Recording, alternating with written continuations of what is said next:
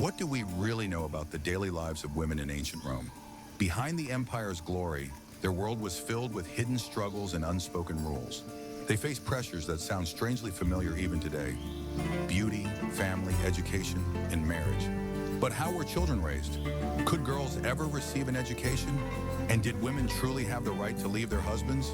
The answers may surprise you, and they begin with something as simple as a mother's milk. Wealthy Roman women often refused to nurse their own babies. Instead, they handed infants to wet nurses, sometimes slaves, sometimes hired free women. The physician Cyrannus even advised that a nurse's milk was better in the first days, warning mothers against exhaustion. He recommended scheduled feeding and solid food, like bread soaked in wine, after 6 months. Greek nurses, he argued, could even pass on their language to the child. Yet many Roman doctors and philosophers disagreed. They believed a mother's milk was best, nourishing not only the child's health, but also their character. A wet nurse, they warned, might pass on slave-like flaws. To them, women who refused to breastfeed were lazy, vain, and unnatural, caring more about their figure than their children. But while society debated how infants should be fed, Roman girls were already being prepared for another destiny.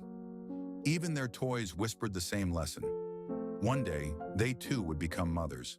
For Roman girls, childhood ended almost before it began.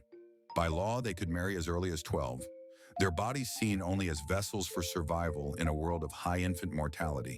On the eve of marriage, girls were forced to put away childish things, including their dolls. Archaeology has preserved this cruel truth. In the late 19th century, a sarcophagus was found holding the remains of a young girl, Creparia Tryphena, buried in 2nd century Rome. Inside lay her ivory doll, with movable arms and legs, dressed with tiny clothes and ornaments, hauntingly similar to modern dolls, yet shaped with wide hips and rounded belly. A silent lesson of what her life should become. From dolls to marriage, the message was clear. A girl's worth lay in motherhood. But once married, her fate was no longer her own. Not even her children truly belonged to her. In ancient Rome, divorce was fast, simple, and common. Marriage was never just about love. It was a social contract, designed to bind families and strengthen political ties. But once that bond no longer served its purpose, it could be broken almost instantly. Unlike today, there was no court, no paperwork.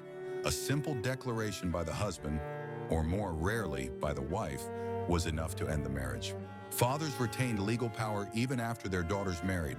They could step in, dissolve the marriage, and reclaim the dowry, protecting family wealth at all costs.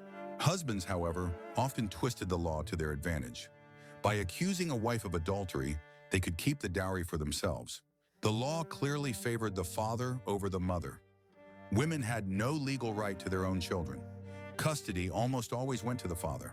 Only in rare cases, when it was more convenient, would children remain with the mother. Even then, it was practicality, not the law, that allowed it. A famous case was Julia, daughter of Emperor Augustus, rejected by her father at birth, later exiled for her defiance. She was accompanied only by her mother, Scribonia, who chose loyalty over comfort. For Roman women, even motherhood could be taken away, and when their role as mothers was so fragile, society judged them by another standard: their beauty. Roman women lived under relentless pressure to remain beautiful. A wife's appearance was seen as a reflection of her husband's status. But efforts to meet these standards often drew mockery. The poet Ovid sneered at women who tried DIY hair dye, while Juvenal described a furious wife whipping her hairdresser. The Roman cosmetics industry thrived. Some recipes used rose petals or honey, ingredients we might still accept today. Others were bizarre: chicken fat with onions for blemishes, ground oyster shells for exfoliation, even crushed worms mixed with oil to hide gray hair. Some writers even claim crocodile dung was used as rouge. Perhaps satire, yet archaeology proves strange recipes did exist. In 2003, archaeologists in London uncovered a Roman cream, 2,000 years old, made of animal fat, starch, and tin. Beauty was both a weapon and a burden. And just as society judged women by their looks, another question remained: should women be judged for their minds? Education for women in Rome was always controversial. Most upper and middle-class girls learned basic reading and writing, while wealthier families sometimes hired tutors for grammar or Greek. The goal was not independence, but to prepare them for running a household and being cultured companions for their husbands. Very few women left writings of their own, yet discoveries prove they could. Letters found at Hadrian's Wall show soldiers' wives arranging social life on the frontier. We also know that Agrippina the Younger, Nero's mother, wrote memoirs, sadly lost to history.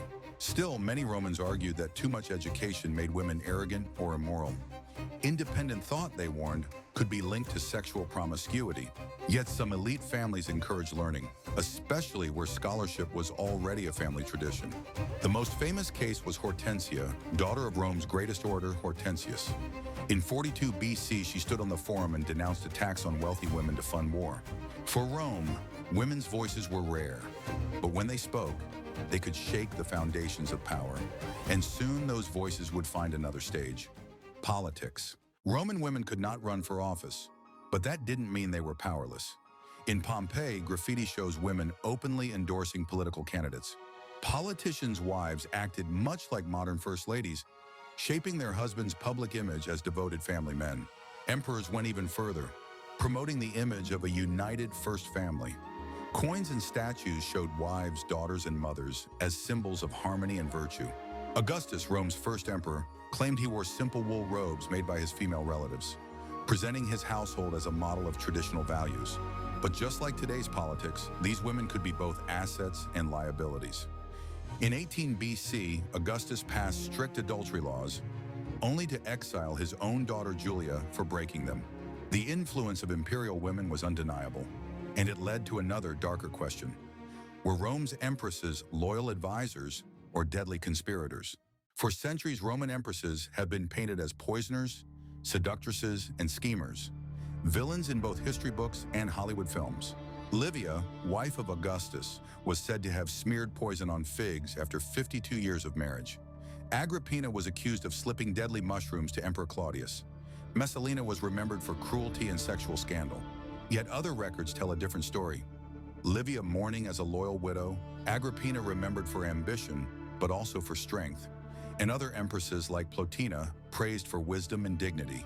These legends of poison and betrayal may reveal less about the women themselves and more about Rome's fear of their power.